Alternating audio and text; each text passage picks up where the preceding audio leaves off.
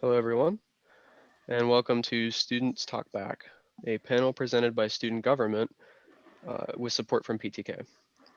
Our goal is to provide information about CCAC resources as a response to a survey taken jointly by PTK and Student Government. This meeting is being recorded, but only the panelist video can be seen. I'm Steve Hundiak. I am the president of South Campus's SGA, and I'll be the moderator today. First, we'll be hearing from a few representatives from CCAC regarding resources available in advising, registration, financial aid, CCAC Navigators, learning services, and career services. After, we'll hear about some student hacks presented by South SGA Secretary Minnie Jones, and then we will open the floor for a Q&A facilitated by Allegheny SGA President Mindy McCloskey. Feel free to ask any questions you may have in chat. Now, let's begin by hearing about advising from academic advisor Lynn Super.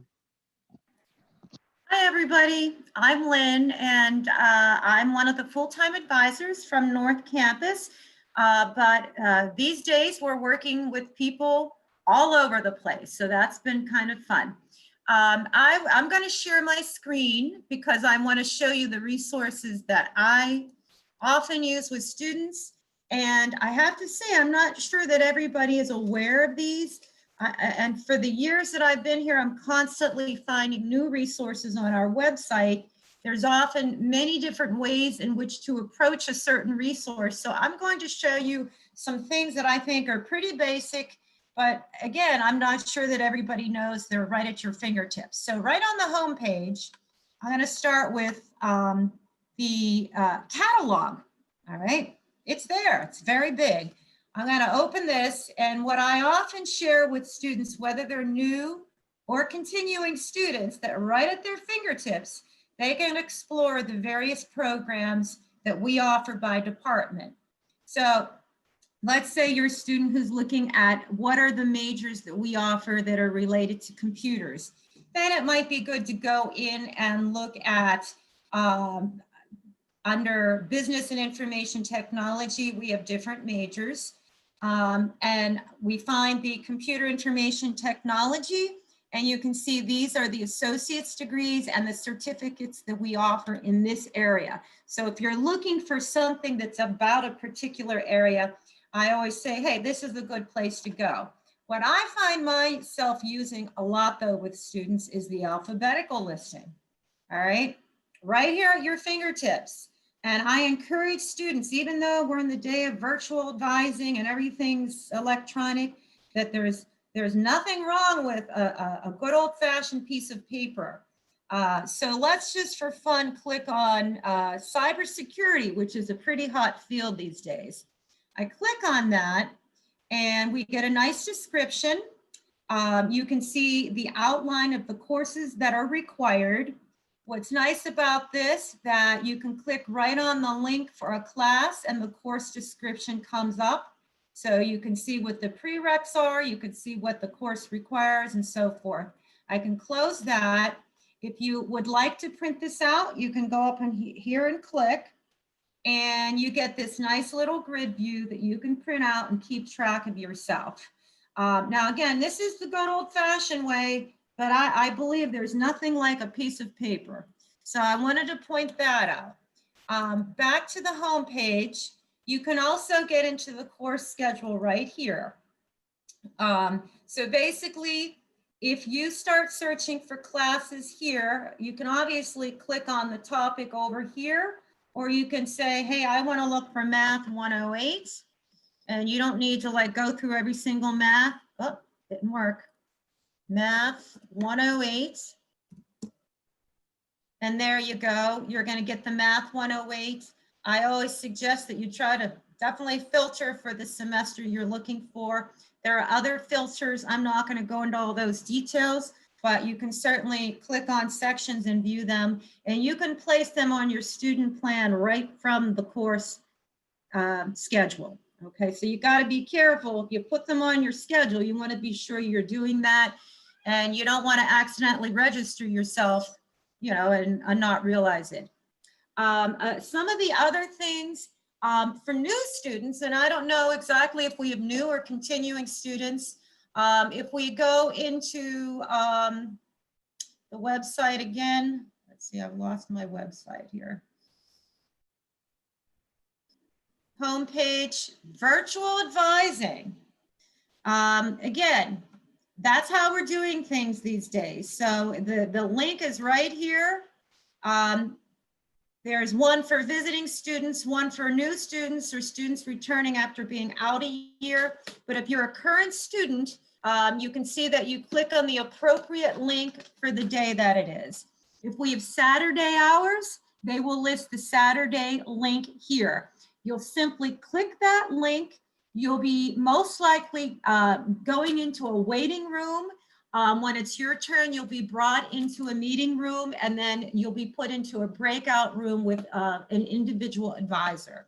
So that's also something that I use a lot. Going back to the main page, if you've not yet done your placement test, here's another important link that will take you right into registering for placement testing. And again, I'm not sure if this concerns any of you, but it's right there. If you need to still take a math test or a reading, writing test, that's the same test. Let's go back here. The virtual advising course schedule. Oh, a couple things that I think are important is the tuition calculator. And sometimes it's easier just to type it in and do search. I often have students say, hey, what's 10 credits gonna cost? Click on that first link, and then you can put in which campus, the number of credits, the term, and you'll get the tuition. And again, this is roundabout. Sometimes there are additional fees that are not in there because we don't know whether there's an extra fee if it's online, for example. But that's a nice link that I often use with students. The other link, believe it or not, is because we have so many nursing students, I'm often typing in nursing admissions, and I'm sure there's some potential nursing students out there. They're often wondering, when is it that the information is going to be out? I direct them to this page. And again, I just do it by typing in spring applicants. And you'll get the latest, most up-to-date information on the nursing program and when the actual application period opens, when the application becomes available. The other couple things, because I know I only have 5 minutes, is when I work with any new student, I always direct them to the student portal to make sure that they have their net ID set up. And I like to direct them to the home page of the portal and talk to them about, very importantly, how to view their schedule. That's kind of my baby. I point out they can pay their bill here. They can look at the COVID-19 resources. There's some great information there. But just real quick, I direct them to this page if they want to view their schedule, because we don't necessarily send out a copy of the schedule. Go to plan and schedule. And basically, if you're looking for spring, you'll arrow over to spring, and your schedule will be here on this calendar view. Now, this is me as a student. I'm not registered for classes, so there's nothing there, but they would be able to see their grid view on that schedule. If they want, they can also just go over to timeline, and they would see their classes here for spring 2021. If you click here, you'll go back to this. And then if you want to get a list view of your schedule, there's a print button. Mine is grayed out since I don't have any classes, but you'd click the print button and you'd get a nice layout of all of your classes with the instructor names, the times they meet, when they begin, when they end, whether it's an 8-week course, that's all viewed there. So that's really important. So those are just a lot of the resources that I'm always going to when I'm on a virtual chat with the students. So hopefully Couple of those may have helped and are new to you. And I don't want to take more than my allotted time. I think that was probably 5 minutes, Steve. Yeah, and we have one more question. We've compiled a list of questions for each department from the survey that PTK and SGA did. And for advising, it's when registering, how can a student tell the difference between an online-only class and a class that has integrated Zoom elements? Well, I'm glad you asked that because I even prepared. Okay, so sometimes it can be a little tricky. Let's go into the catalog. I researched, not the catalog, excuse me, the course schedule, which is here. I'm going to put in Math 108 because they had some nice examples. Again, make sure you're putting in spring. Obviously, you don't want to have to look through everything. I'll click here. And there's some terrific examples. Zoom, we have a lot of Zoom. Anytime it's a Zoom, you're gonna see exactly what this is.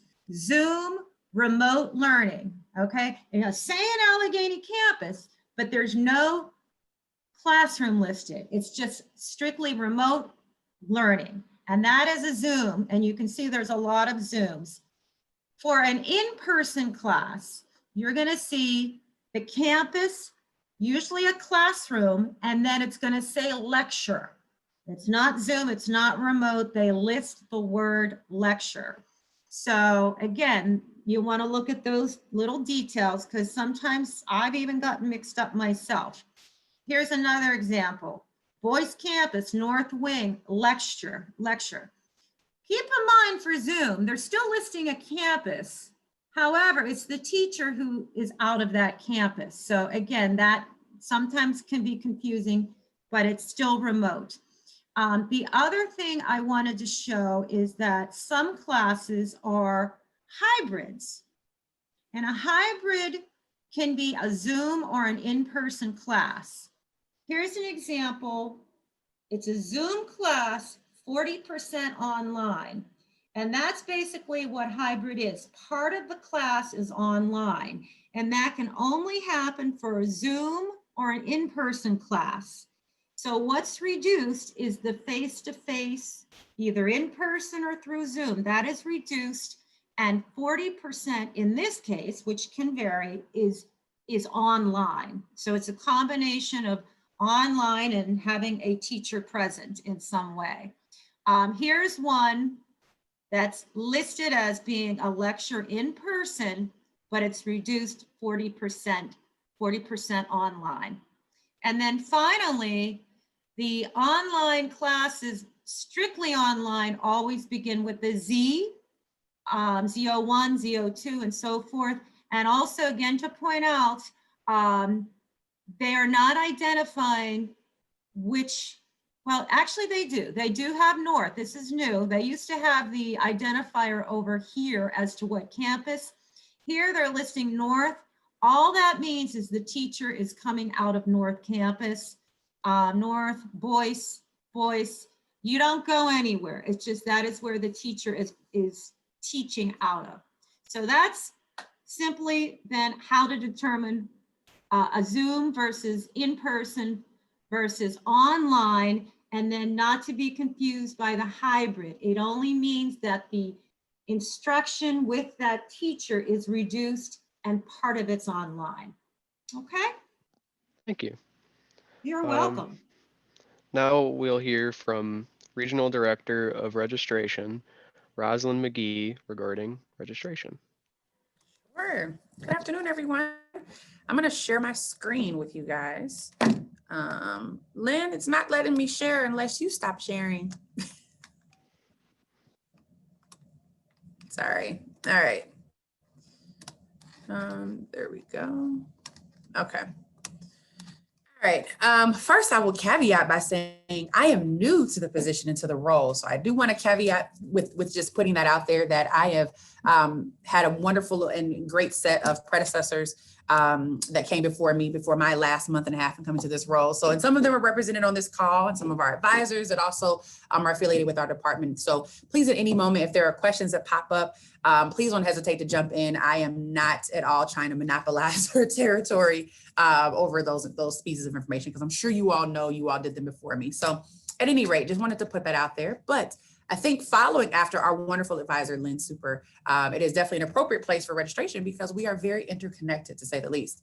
So I have a very quick presentation for you guys, and then I will be out of your hair. But first and foremost, registration at CCAC is now, in some ways, probably more from an internal logistics, but I'll still point it out, is now divided sort of into regional spaces. To Lynn's point, and even some of our folks in the chat, things are now sort of college-wide, which is great because we are looking for the one college mantra, but we have divided some things regionally. And so Ms. Darla Coleman oversees our Southeast Region Director position, and she used to just be at Boyce. So if that name seems familiar, that's where she was from. And I serve as your Northwest Regional Director. And then I've just listed some of our campuses and centers associated with each location. So moving forward, the two things that I noticed that I needed to speak on were graduation processes and transfer processes. So those are things that I'm going to talk about briefly. The graduation process, now that things are virtual and all online, the process really hasn't changed per se, not too much. Just kind of the order and how people are receiving those documentations is what's changed. But nonetheless, let's jump into it. Students can either submit the online application, and we'll talk about what that looks like here in just a second, or they are still welcome to come onto campus for our sort of walk-in services and apply for graduation on paper. So either one, they're both welcomed. And then from there, the process is still about the same. But when a student does the online process, it is automatically generated and routed through our CCAC internal system. For all my internal folks, our staffers, it's routed directly to DataTail, just so you all are aware. An advisor will then contact the student to review and go over. We do what's called a first review and a second review, and that is to just put a couple of pair of eyes on the same document to make sure that what we are preparing to confer as your degree is in fact conferred correctly and appropriately. So that is what those two sets of eyes are for. And so that first set of eyes is typically done by one of our wonderful advisors, much like Lynn Super. And they'll look at that and they'll say, hey, you got it all good. And they'll check all your boxes. And then usually if it is approved or the review is successful, if you will, it will be routed over to me. I will review just a second time, but I trust their judgment. But again, we do that second pair of eyes, and then I will go into the system and confirm and confer, if you will, the degree. In the event that the application is denied, the advisor will notify the student and let them know, hey, unfortunately, you're not able to graduate, and here's the reasons. More often than not, and Lynn, feel free to jump in here. More often than not, students are denied because they're missing a class. Sometimes it's because they didn't have this many elective credits in this section, things of that sort. Sometimes it can be rectified just by reviewing or do a reevaluation of their old transcripts if they transferred something in. Sometimes it may require a course substitution. Whatever the case may be, we visit that student by student and case by case. But if it is denied, the advisor will inform the student as to why it was denied and what they need to do in the necessary steps to sort of rectify that moving forward. And then we have now adopted the process, which I think is excellent, that depending on what that rectification is, we will then just recommend on that application, the student will be moved to the most succinct graduation. So for example, if a student was applying for a summer graduation, so in August 2020, and for whatever reason they didn't have what they needed, we will put on the documentation move to December 2020. So we'll kind of take care of that internally for you on your behalf, unless for some reason it's just some way far-fetched left field reason why you're not graduating, then that would sort of be an exception to the rule. But for the most part, we just bump you to the next term is typically how it works. So how that looks, essentially, and so definitely piggybacking off what Lynn has shared with us, you will go into your My CCAC, you'll go into your student portal, and I don't know why mine got cut off, so I'm sorry about that, but you will go over to your student portal, and you'll go over to your student resources, and you will go under the tab that talks about like records and academic things. And so there's a selection bar here at the bottom that says apply for graduation. Literally in clicking that link, you will be taken to the form, you will put all the information in there and you will submit that. Now, again, I'm going to kind of foot and mouth a little bit when I say this. Students can technically do this on their own. They can technically submit this on their own. We recommend that you do this with an advisor. We recommend that just so you can kind of adjudicate that process of possibly being denied for a particular error, just sort of ahead of time. But you can do it on your own. Students are able to do that on their own, but we just recommend that you do it with an advisor. If you don't do it with an advisor, the advisor will still see it and the advisor will still review it. It'll just be secondary. So that is the process to getting to the application for graduation. I think in conjunction with application for graduation is ordering transcripts. Once you graduate, one of the main things that you need, beside a job, are your transcripts. You need to know how to account for all the wonderful work that you've done. And so thankfully on that same screen or in that same space, so instead of clicking for graduation requirements and degree audit, you'll just click on so instead of that one down here, you're just gonna go right above it where it says grades and academic records. And that is where you'll actually be able to go back down here at the bottom and say request a transcript for enrollment verification, things like that. So you will click on that and you will request your transcript. Transcripts are typically $5. We process all of that internally and we get that done for you. One little tidbit that I'll say offline is that the quick way to get to this is you can actually just go to Google and type in CCAC transcripts and it will bring you to this exact link to order your transcripts. The reason why we have found that to be helpful and I wanted to mention that is because for our former students, if you will, who maybe have been removed for a little while and they don't have a CCAC ID anymore, they don't remember and they can't log in. Sometimes rather than jumping through the hoops of the IT department and trying to get reactivated, sometimes it's just easier to just go to CCAC transcripts on your Google and it'll just bring you to the ordering form. You can just process it that way, which is pretty cool, I think. So at any rate, that is a transcript piece that I think is largely attached to the graduation process. And one of the last things that I'll share, and I know this is kind of wordy, so I can definitely talk more about this, maybe if there's some questions offline or just at another date, another time, is transferring from CCAC. When you are leaving from our institution, if you have done your time here, there are a number of things that you can do. You can transfer with or without a degree. So you do not necessarily have to finish your associate's degree in order to transfer. I'd like to think that as academic individuals and as scholars, we recommend that you finish your degree, but you are able to transfer without it. And so we have a number of programs and things that are in place to help you do that. We have transfer counselors. We actually have individuals who are built and constructed just to help you figure out what it means to transfer, where you should transfer, schools that will take your credits, those types of things. And that said, we also have a sort of a separate link that I don't think we highlight enough, but I think is worth mentioning in this conversation. That is our articulation agreements. An articulation agreement is really just a fancy smancy word for just saying we have another school that we have ponied up with to say, hey CCAC and hey University of Pittsburgh, we're going to accept these credits for sure in these particular program, in disciplines or things of that sort. And so we have a list of schools primarily concentrated to here in the Pittsburgh region, but there are a few that are some outliers. At any rate, but we have a list of schools that we have articulation agreements with, which is really great when you're talking about looking at what you're wanting to start as a program option at CCAC, and so that you know where exactly those credits can transfer to when you leave CCAC. So, I kind of just flew through that because there's so many layers and so many parts of the registration process, but I think that those are some of the integral pieces that I think were worth mentioning. So other than that, that's it, everybody. So thank you. Thank you. And you already covered our pre-planned survey question, which was about graduation and transfer. So thank you. Yes, absolutely. No problem. Here to talk to us about financial aid is the Director of Financial Aid, Nancy Kiley. Hi, everyone. Yeah, so if anyone out there is interested in having some financial assistance to help pay for college, then you should listen to me. But if you have all the money in the world and you don't need any assistance, then you can go take a bathroom break or something. But I am just going to share my screen also.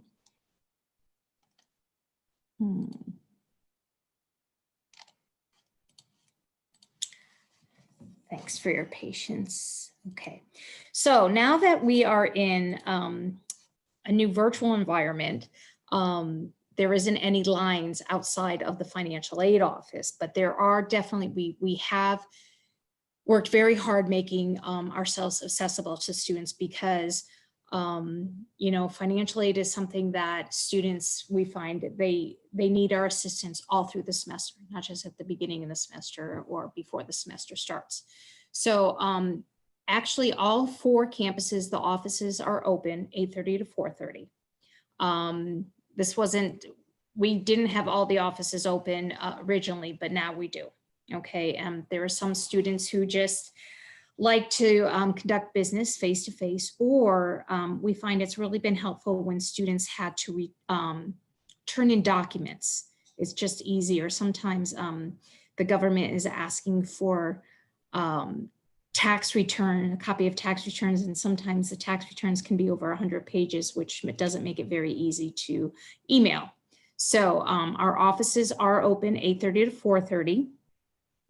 If you if those times aren't good for you because you're working, we are open every night until 7, well, Monday through Thursday till 7 via phone. Okay. So you can always get us that way too. And of course, by email. Pretty much we have people that it's their full-time job to answer financial aid emails all day. So definitely, if you have a question, even if you think it's not a pertinent question, feel free to send that in. And then lastly, we're doing a lot of virtual appointments. One of the services we offer from the financial aid office is we help students complete their FAFSA, the Federal Application for Student Aid. And doing it over the phone hasn't been very productive, but doing it via virtual appointment has been very productive because we can share screens.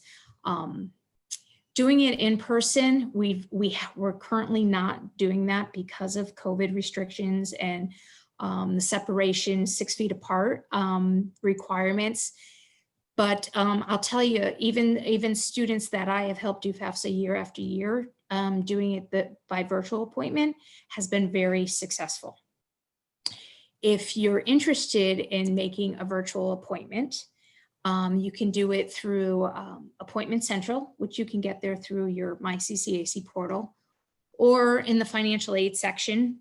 That's the first thing we have at the top, a link to go and make your appointment on Appointment Central for a virtual appointment. We'll email you with a Zoom link and conduct business that way. And this has really been popular with the students. So I encourage you to take advantage of this service. We also in the financial aid office have done a lot to really improve the way that we provide information through the student portal. Everything you need to know is on your student portal.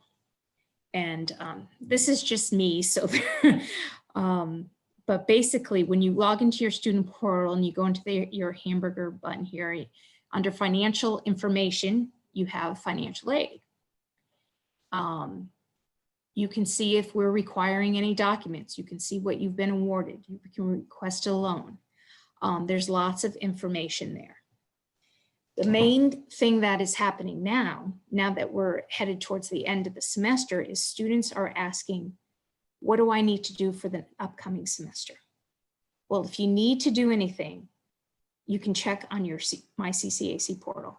If there's any required documents, it'll be posted there. You do not need to do a new FAFSA for the spring semester. A FAFSA is done every academic year, and the academic year starts in August. But if you are a student who requests a loan, you do need to do that every semester. So that is, if you're thinking about what you need to do to gear up for January semester, after you register, you can go in and request a loan. If you're not sure and you can't remember, what your award was, you can certainly go here and search in My Awards, and you can get a good reminder of how much financial aid you're eligible for. If something just doesn't look right, please don't hesitate, give our office a call. We're very fortunate that we have a very experienced staff throughout the college. Now we have basically a center where all student calls and emails go into one place. And that one place is housed with experienced individuals that have been working at CCAC's financial aid for some time. So I would encourage you to do that. And that's all I have. If you have any questions, please let me know through the Q&A. Our pre-planned question from the survey is, how can students who've been financially impacted by COVID receive more financial support?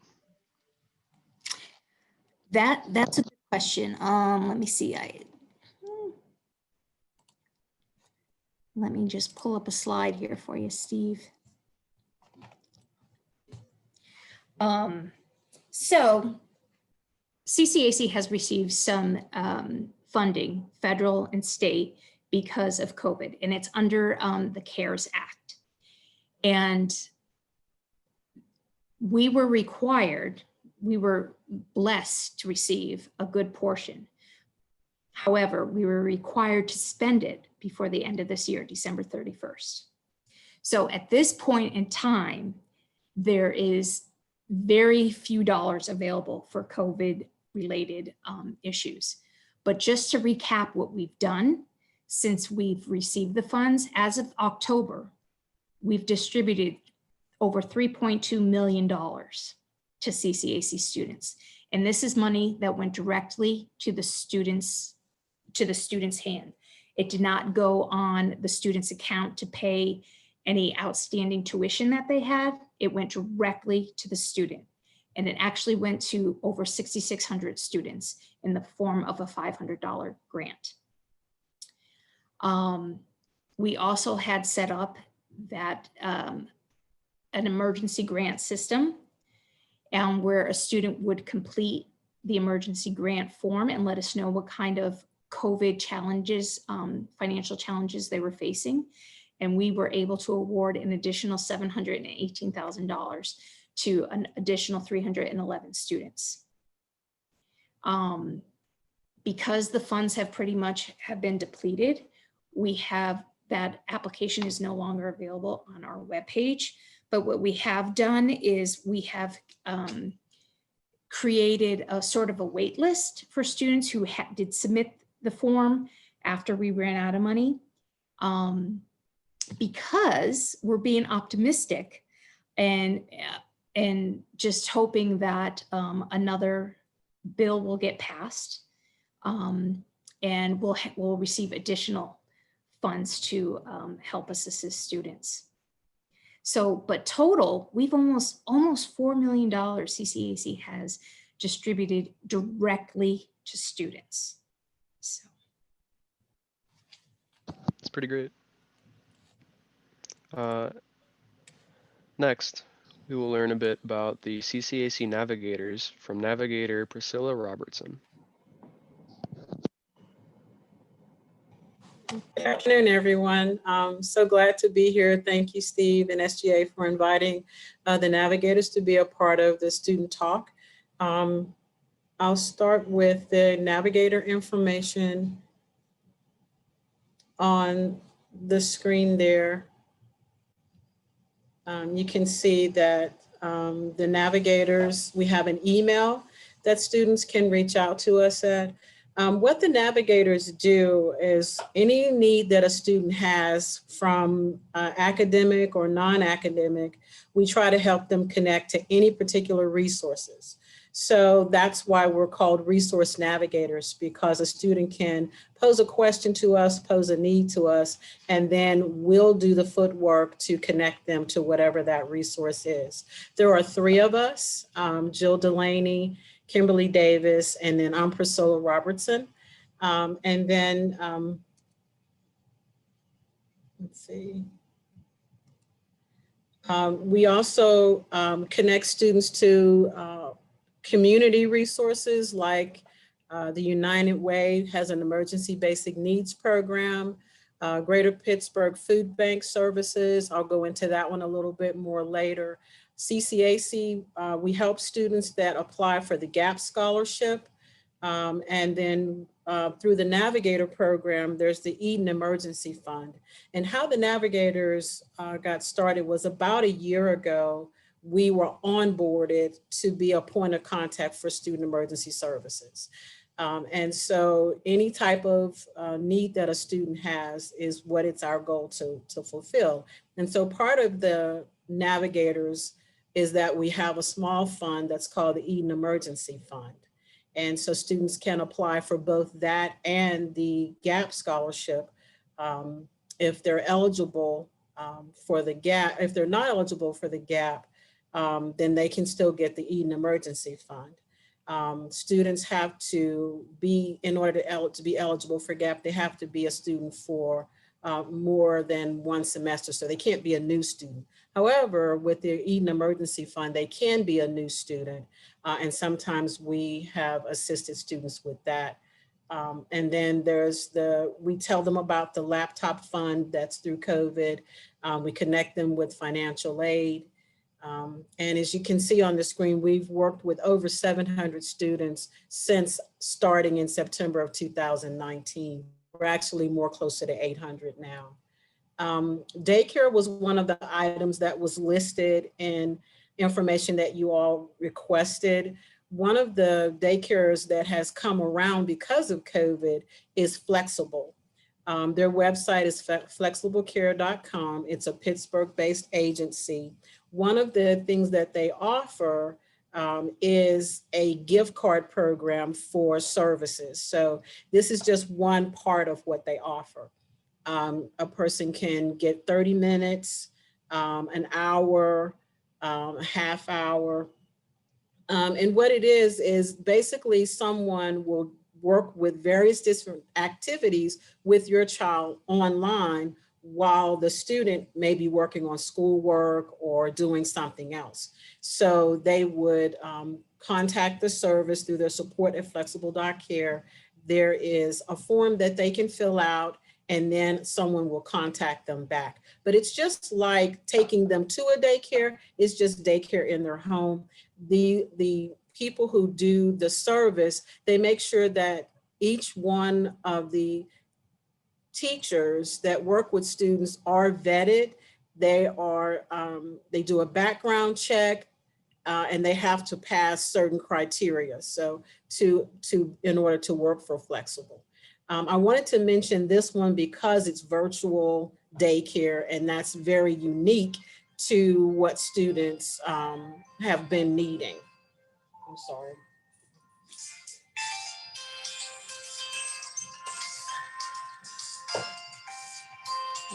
Not something I was expecting to happen here. Sorry. But that's one of the things that I liked about Flexible. They're one of the answers to COVID-19. And our students having classes virtually at home, this is a good way for their child to also have access to childcare while they're doing their schoolwork. One of the other areas was transportation. Travelers Aid has been around for more than 20 years. It is a nonprofit agency. They do receive funding through the United Way.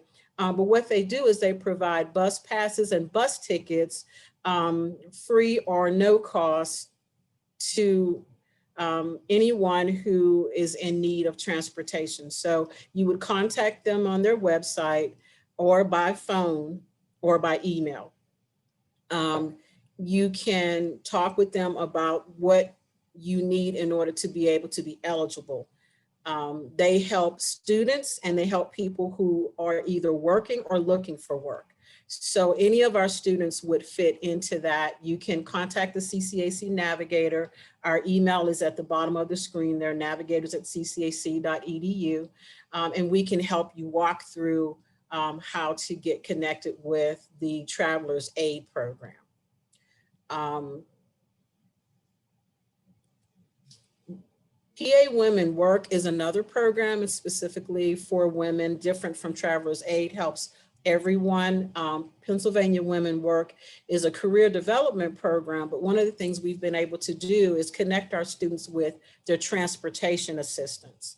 And the way that their transportation assistance works is that you pay $30 a month and you get a regular bus pass, and bus passes are a little over $100 now. But you would only, an eligible student would only pay $30, and the program lasts about 6 months, and then you contact them back if you need to renew. Also, PA Women Work, they assist their clients with childcare scholarships, clothing, and then various other opportunities. So I wanted to mention that too, because they do help with childcare as well. And it's more of a traditional type childcare, connecting them with one of the services through the Department of Human Services that would potentially pay for a student's childcare, but PA Women Work can get them connected. The Navigators can get you connected to DHS so that students can connect with childcare as well. And then another area that was requested was food.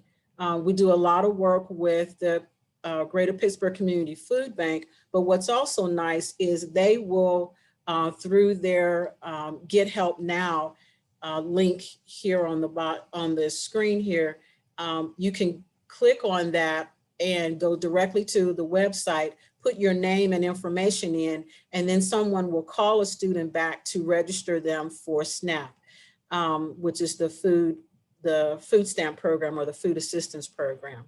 The state of Pennsylvania, what's really nice is they have broadened their criteria to include college students. So now college students and households with college students can receive the maximum amount of food stamp assistance through the food stamp program.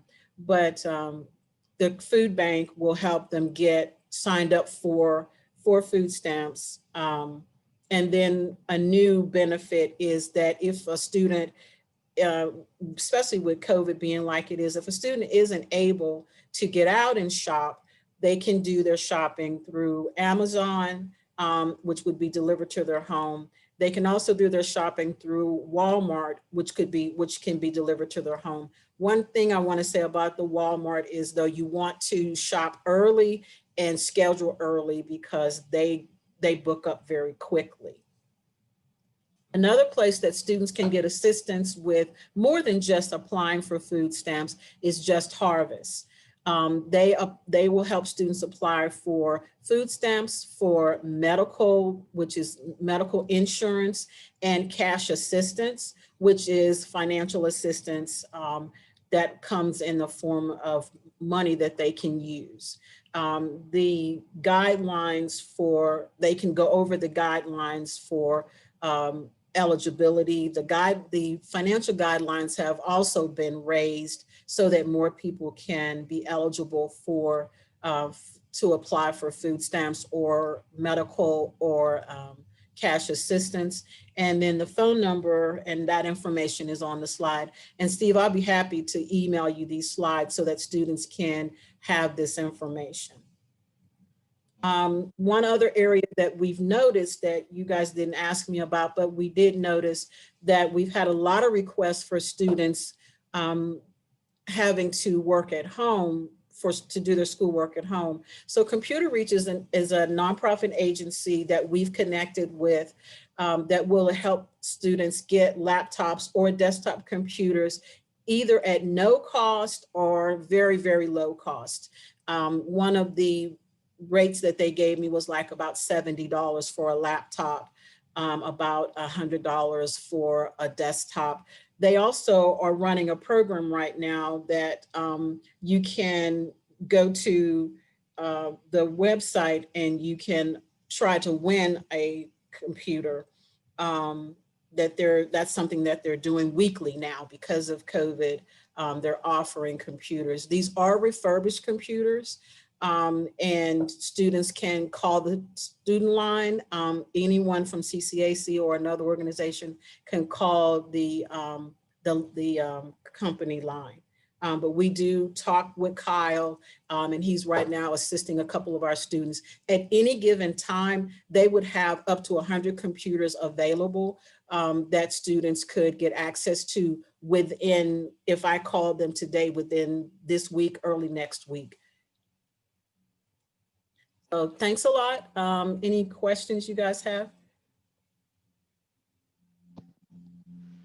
We can cover any specific questions in the Q&A segment, but thank you very much for sharing the different resources and covering some of the survey response information.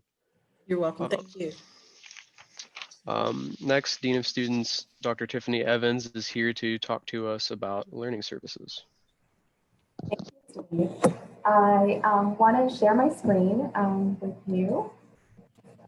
I'm going to take you to our community college webpage there. And what I wanted to do is direct you to some of the learning services or learning supports that we have available to assist our students. So if you're on the main website under student services, if you click there, you're going to see the option for tutoring services. So if you click there, it's going to bring you quite a bit of information that you can access. So learning services is, we provide various options to our students, one of which is through our Learning Assistance Center, which provides one-on-one 15-minute tutoring instruction, if you will, for our students in various disciplines. And you see here listed in red, there are hyperlinks that take you right into the Zoom link so that you can meet with someone. So what you want to do, if you're looking for that service to be provided, please click on the link that applies to you. A host will actually greet you, ask how they can assist you, what you're looking for in terms of a discipline. You will share that information with them. If they have a tutor available on site, they will meet with you at that particular moment. If they don't, they will help you schedule an appointment so that you can meet with a tutor in the field of your interest at a later time. Also, if you scroll down on this same page, you're going to see at the bottom, we have a Smart Thinking link there. And there's a direct link to the Smart Thinking website. This is another resource that we have available. They have time available to meet with our students in various subject areas. So I would promote that you use Smart Thinking, the online tutorial service, when there isn't a tutor available in the discipline that you're looking for at that particular moment that you need help, or after hours, or like on a Sunday or weekend, or if it's in the middle of the night and you're working on your project overnight and you actually need that one-on-one instruction, you can definitely take advantage of that online tutoring because it's available 24/7 to our students to provide them with the additional support that's needed. Okay, so if you come back up to the top of the website, you're going to see that we also have some various options under the tutoring link. The other one is for Learning Commons. Now, Learning Commons is a service that's available to help our students with their writing. So it doesn't really matter what discipline, but if you need someone to help you find sources or help you figure out how to cite information within your paper, if you need someone to proof it for you and get back to you, this is the place to go, Learning Commons. It's a drop-in service. You don't need an appointment. We have it staffed. We have the hours of service available. So with all of these different options, you're going to see that they provide service Monday through Thursday, 9 to 7. They're available on Friday, 9 to 4:30. And then they're also available on Saturday, 9 to 2. Okay, and again, even in this particular area, if you need that writing support and it's after hours, beyond the hours that are listed here, you can always use that Smart Thinking resource because they do offer services in multiple disciplines, okay? And they can provide you with the same support. So that's available through Learning Commons. And again, all you have to do is drop in.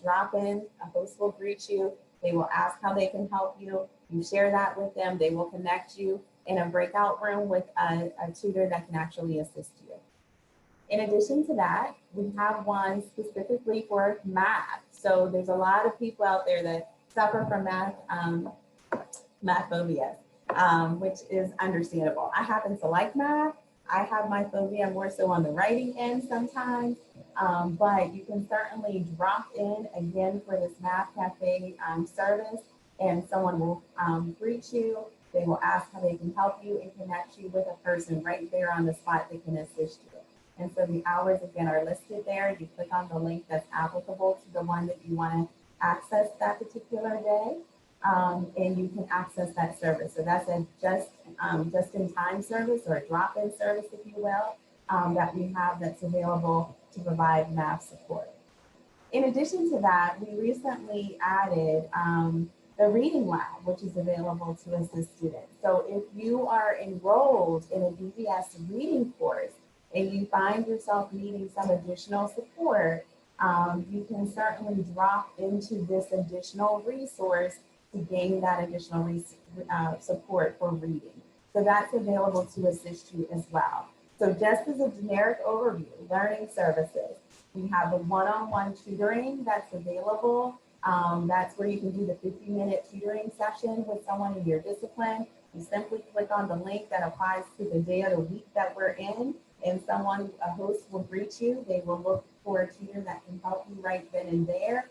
If there isn't one scheduled at that particular time, they will assist you with getting scheduled to meet with a tutor so you can have your own one-on-one session with them.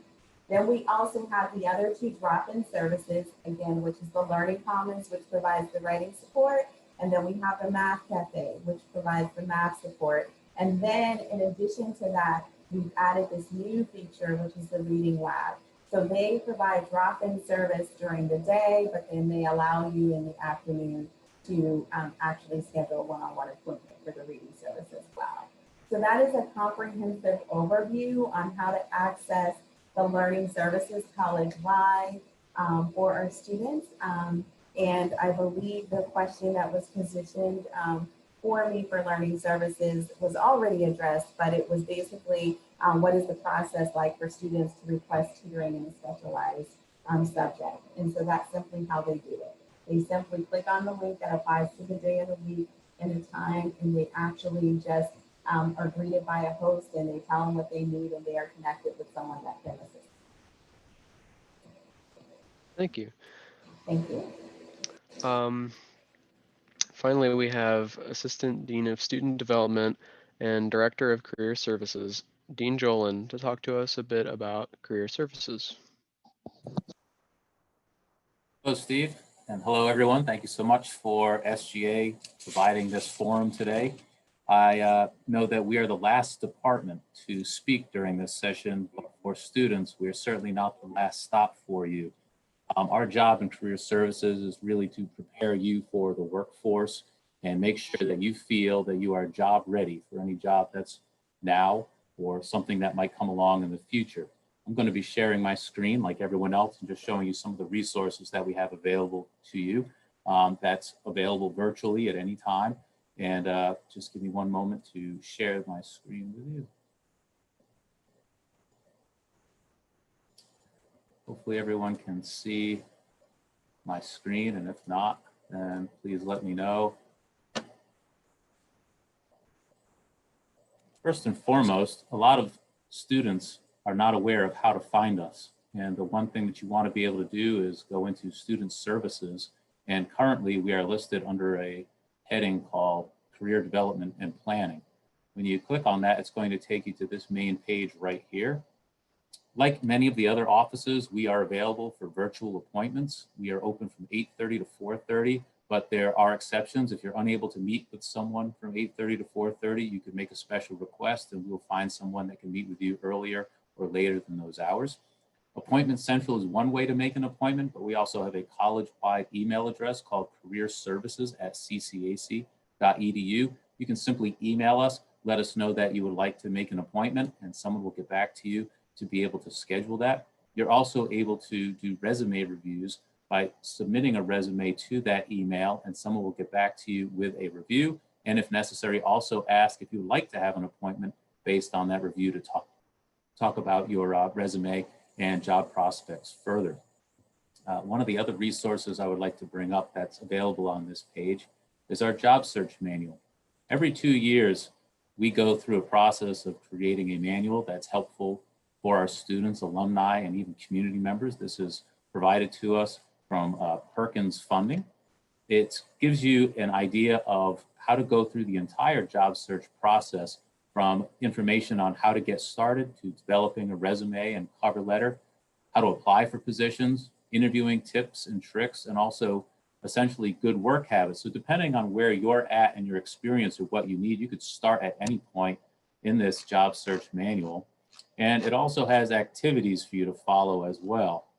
So it is as much a manual as it is a workbook. And I'd just like to be able to show you, for example, here.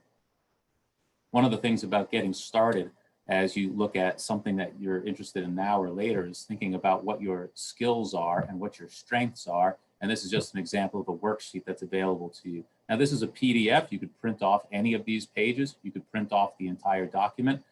When we are on campus on a more regular basis, we also have hard copies of this that are available. The next thing I would like to show you is Career Coach. You can access Career Coach here, but I already have a tab that's opened up. Career Coach is an opportunity for you to, number one, gain a better understanding of yourself and to be able to take a career assessment.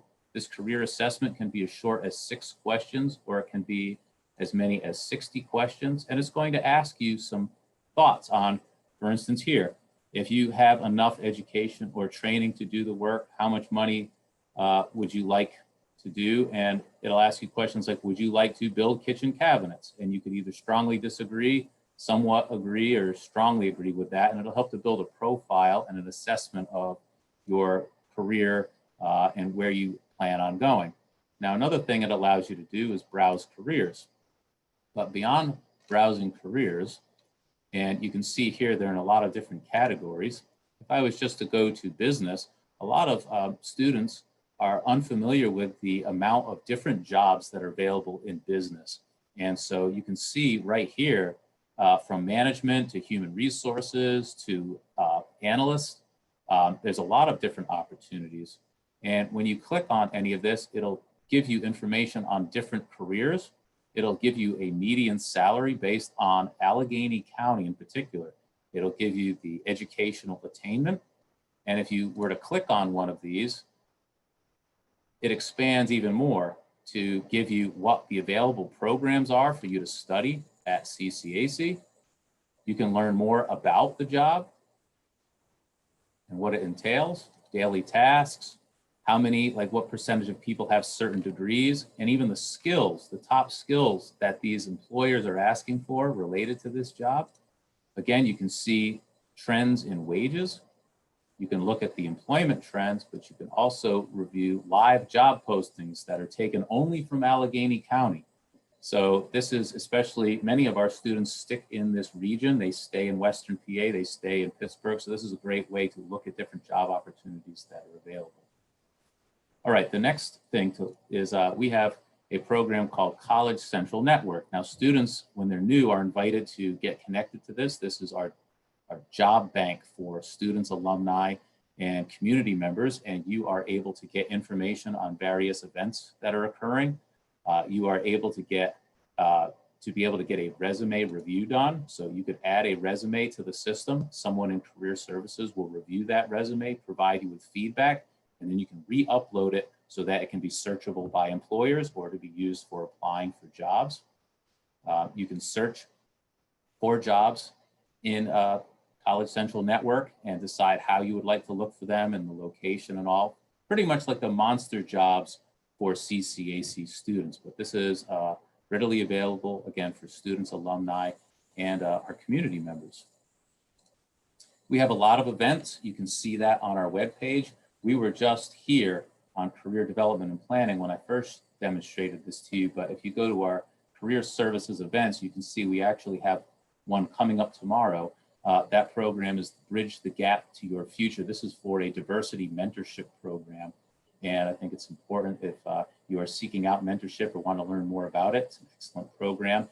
And one of our own students who's very involved in the program will be presenting and connecting students to understand a little bit more about the program, and mentors who are in the program from various companies, both large and small in our region. I know that it was already mentioned about 3 Cups of Coffee grad. So if you know of anyone who is a CCAC alumni, or if you're interested in learning more about another mentorship opportunity, 3 Cups of Coffee that's provided by PA Women Work is also another opportunity for mentorship. And our events page also provides information. For instance, during International Education Week, we had a global org tour. These are the groups that were there and presented throughout that. So you can connect and learn a little bit more if you missed it with each of these organizations. And then we had 2 virtual job fairs in the fall and expect to have 2 virtual job fairs in the spring. You can see here the 2 job fairs that we had and actually get connected to the employers. So if you click on one of those links, you're going to see right here that you can see all the employers who attended. You can see what their job targets were. You can learn a little bit more about the company, the positions that they were hiring for, the position types, and it gives you also the website to be able to connect to each of these organizations, and if they were seeking full or part-time. So a lot of resources there. To get a better idea of some of our students and where they've started and where they are today, we started a Career Spotlight webpage. Here's a sampling of the alumni who are already on here. Justin Starr is one of our faculty members. He's at the West Hill Center and does a lot with robotics, so you can learn about him, but he also attended CCAC. So you can learn again about Justin Starr. And I believe actually right now on this presentation, one of our students, Sarah Natu, has also completed a degree and provided information about herself and her journey at CCAC and where she is planning to go from there. So it gives you some insights into again, opportunities and where people are going. Social media would be the last way to really connect with us. We have a Facebook page. It constantly is providing information on any employers that reach out to us with an opportunity. We post it out on social media, so it's up to date. Any events that are going on, we post it out there. Any skill builders, volunteer opportunities to build your skills, that all goes onto our social media pages.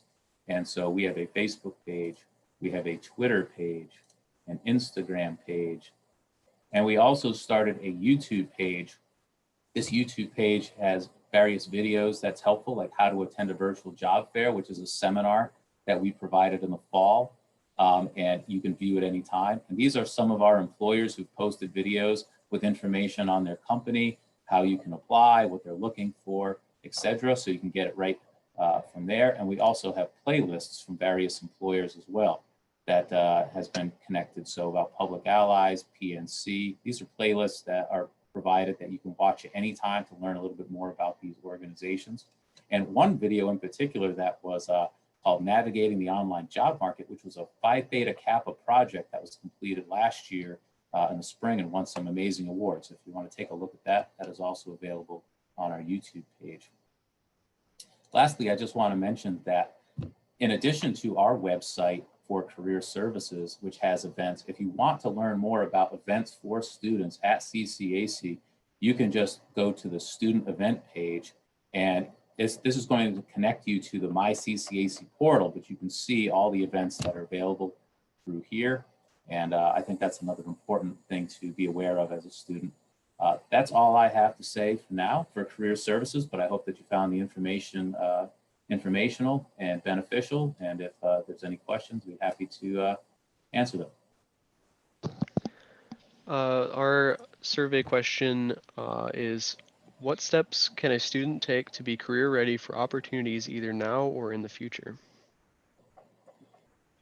Well, that's a great question. I started off by saying that, there's a lot of students who will wait to connect to our office until they're close to graduation or they've already graduated. But you can start as early as your first day at CCAC to connect with us. And because we're also open to the community, if we have any potential students who are looking for maybe a job while they're attending school, they can certainly connect with us before that. But one thing a lot of students are not aware of is they have access to LinkedIn Learning. Now, LinkedIn Learning is a fee-based program that has a lot of videos and tutorials and information that's available. But as a student, you can actually have access to all those videos at no cost through the portal. And so I think LinkedIn Learning is a great way to get supplemental education, whether you just want to learn a little bit more on how to be better with Excel, or you want to learn more about better communication styles, or how to manage your time better. There's a lot of great videos to connect with. Another thing is getting involved. When I think of engagement and career services connection with student life, the more that you're engaged with your education, the more that you're volunteering, you're being a part of clubs and organizations and taking advantage of things, the more skills that you build. And also sometimes you surprise yourself by realizing that you might be good at something that you didn't recognize at first from high school or another time, that it was something that was a strength of yours, or might even help you to think about what career you might go into in the future. So in addition to some of the information I shared, those are some additional tidbits I would share as it relates to being, job ready for the workforce. Thank you, Dean. Now we'll take a look at student hacks presented by Minnie Jones. Hello, everyone. My name is Minnie Jones, and I am an executive board member for South Campus's Student Government Association. So today I'm going to be sharing with you all some student hacks that I've been using half semesters that have really been able to allow me to optimize my virtual learning experience. So first and foremost, I know it's a little difficult for some students to access their Blackboard and email, mainly because the process you have to take to get to it. You have to log into the platform, and then you have to search through the links and things like that to open your inbox. So a couple things you can do. Number one, both of them are apps. So if you went to your app store, you could find an Outlook app and the Blackboard app and download them to your phone. That way you can just open up the app quickly and be able to see your emails or assignments and things like that.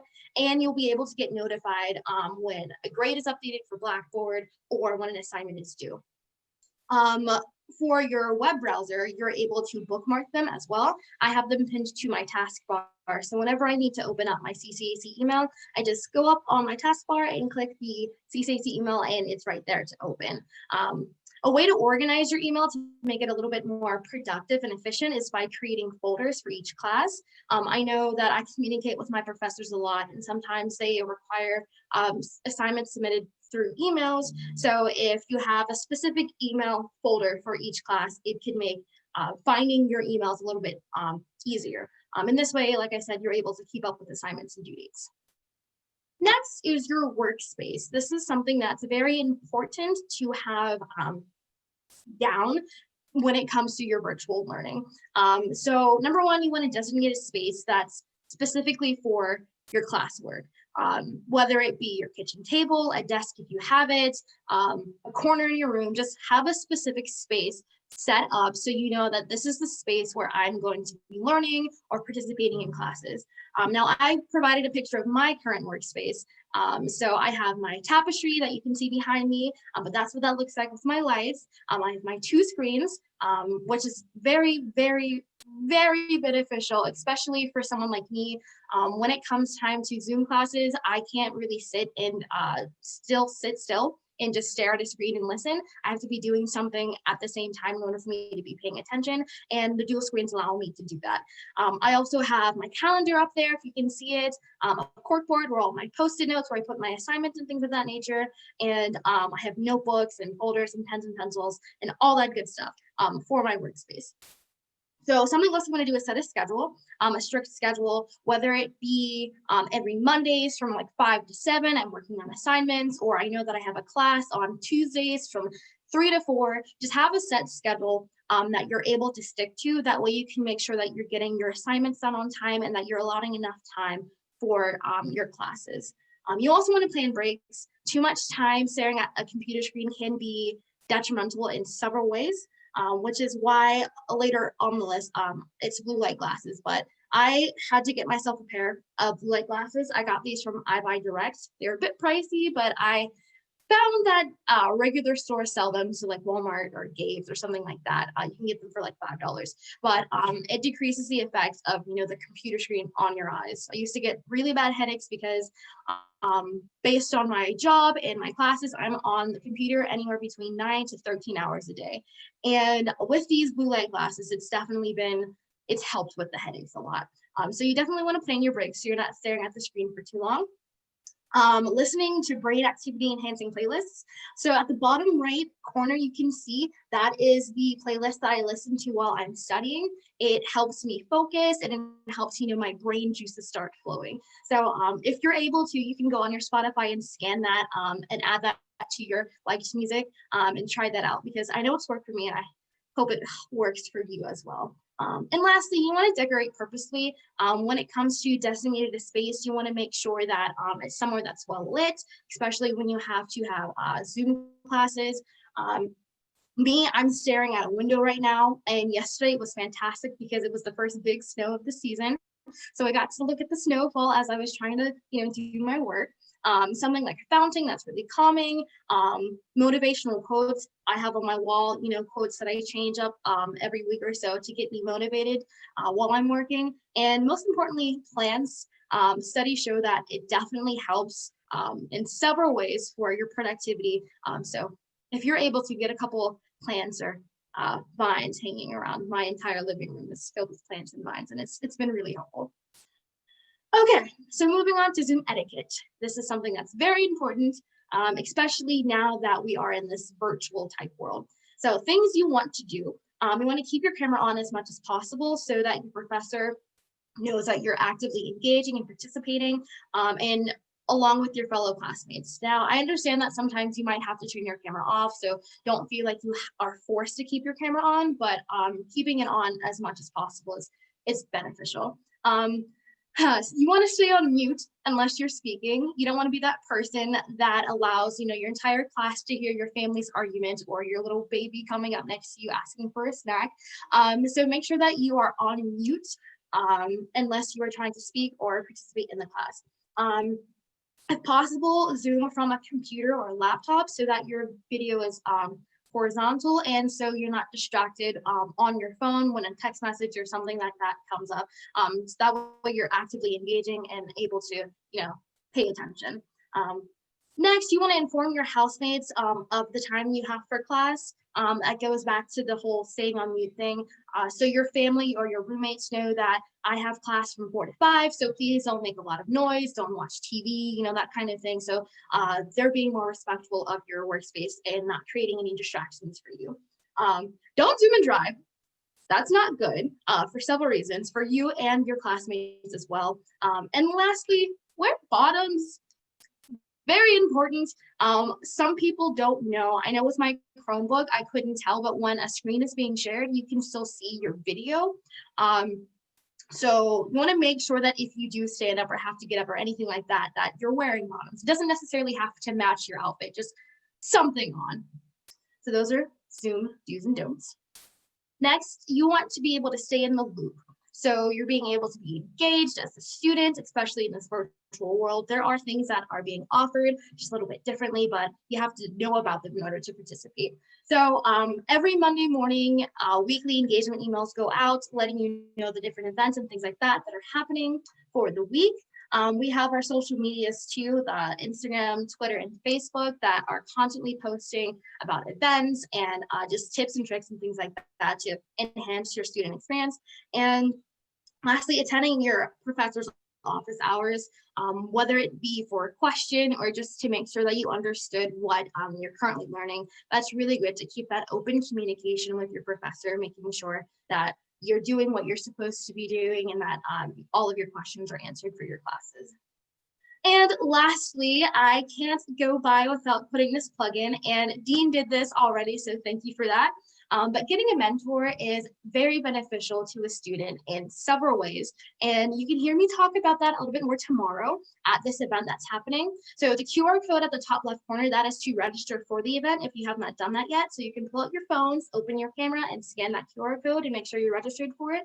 But if you're not able to attend the event, that's completely okay. The circular QR code at the bottom is for the CAMP program, which is the Connection Accelerator Mentoring Program that connects diverse students with industry professionals. And that's basically it. If you have any questions for me, feel free to drop them in the chat and I will be happy to answer them during the Q&A section. Which is now. The floor is now open for open Q&A facilitated by Mindy McCloskey.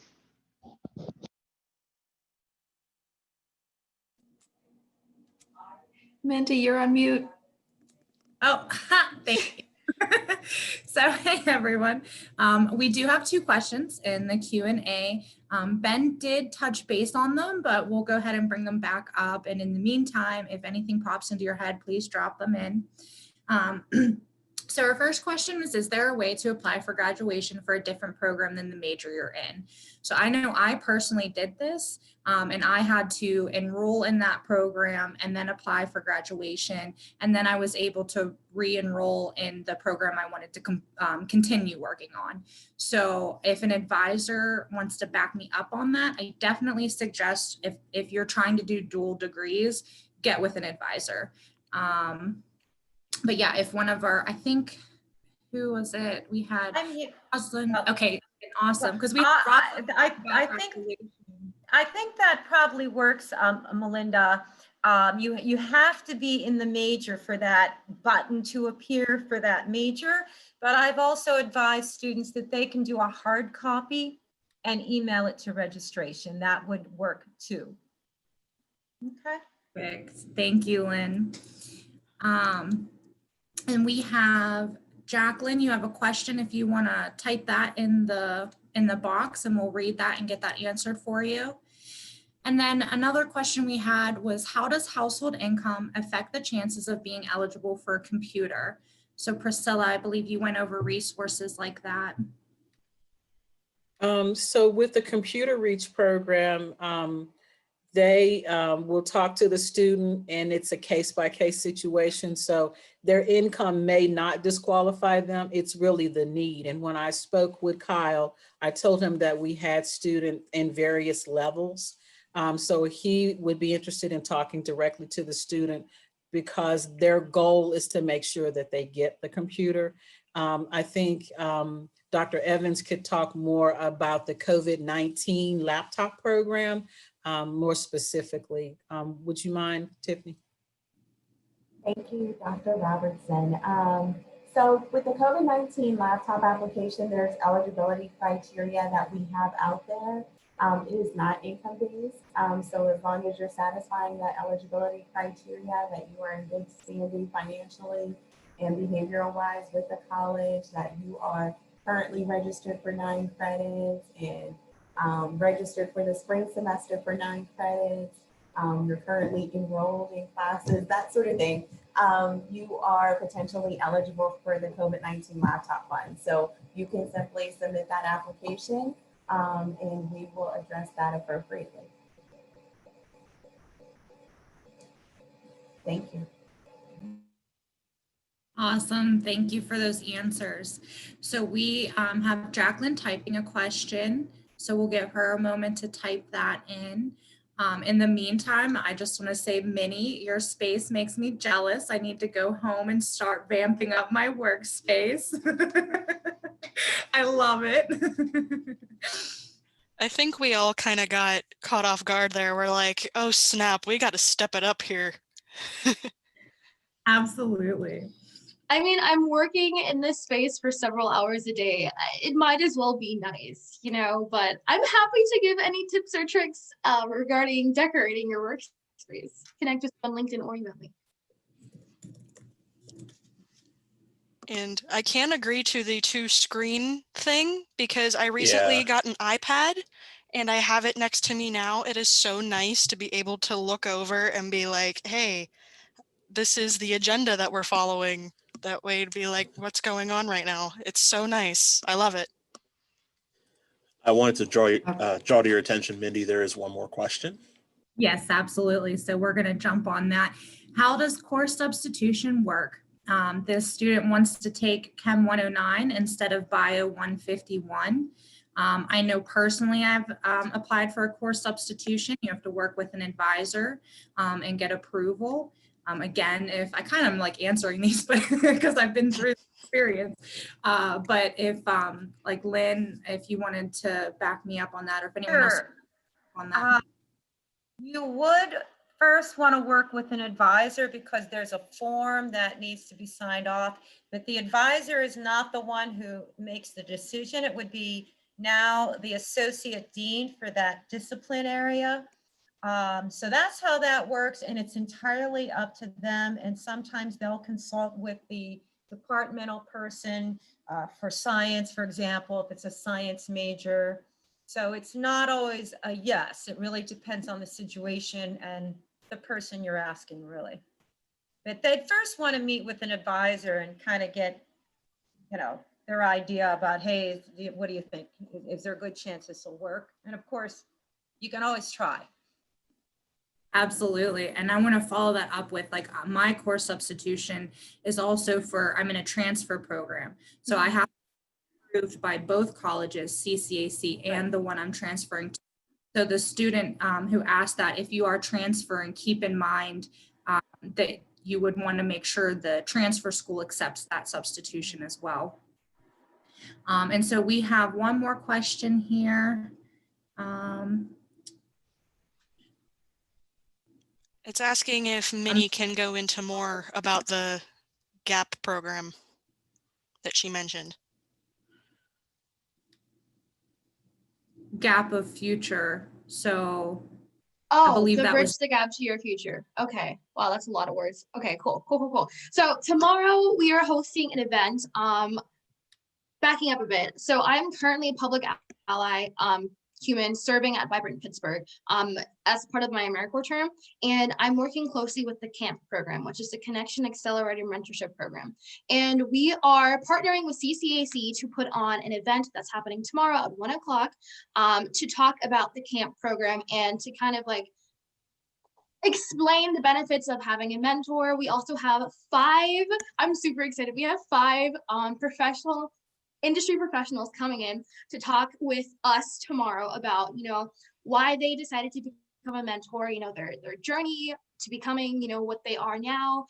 So it's going to be I think it's going to be an exciting event. And there's a thing that's happening too for all humans who sign up for the CAMP program. You're being entered in a $25 Grubhub gift card. So that's exciting as well. But yes, if you need more information about that, I can email you. I'll put my email in the chat, talk about that a little bit more intensely. But yes, that is the CAMP program and the event that's happening tomorrow. awesome. Thank you, Minnie. And Jacqueline, Kate put the link for that in the chat box. So if you want to go ahead and click on that link and save it, that'll get you quick access to that event tomorrow. You are very welcome, Jacqueline. So if we don't have any other questions, I just want to personally say thank you, everyone. This has been super beneficial. I love just even refreshing myself with what resources we have. So yeah, I'll pass that back to Steve. Thank you. I'd also like to thank our panelists, and I'd like to thank everyone for joining us. Hang on just a second. I think you have a couple more questions coming in. I'm sorry. Oh, shoot. So we will definitely go ahead and wait on a second for that. Where can we buy Ccac apparel? On the bookstore website. Hold on one second. I'm putting that link in there for you now. And I did get an email. I think they're having like 25% off of hoodies or something like that. It is 20% off 1 item, 25% off 2 items, and 30% off of 3 items. So if you want to go buy stuff, go get it. Get loaded up on that Ccac swag. And it looks like there's a message for Kate as well from Jacqueline. If you wanted to, Jacqueline, you want to put in your question.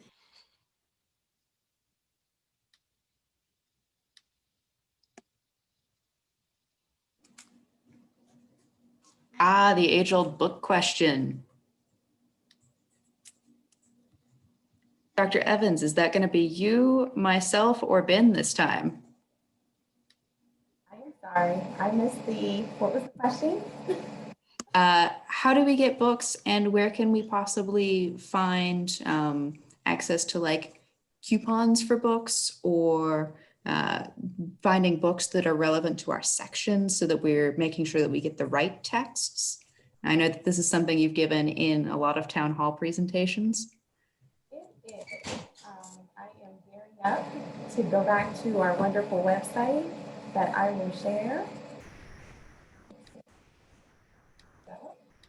All right, so if you are on our website again, we are going to direct you to one of our tabs at the top, which we have a lot of good ones. And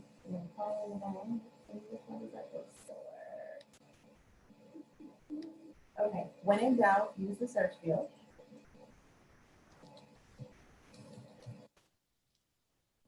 We can plug that in right here. Go to the bookstore link. It's going to bring you to that bookstore page, and it has a lot of wealth of information here.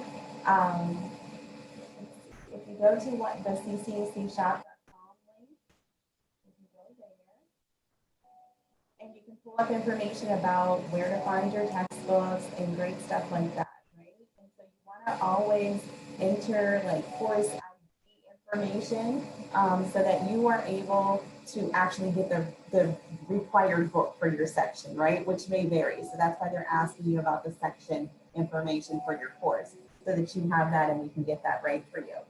But they do price matching, right? But it has to be like, you have to actually show them a reputable site and show them the information for them to be able to kind of match that price.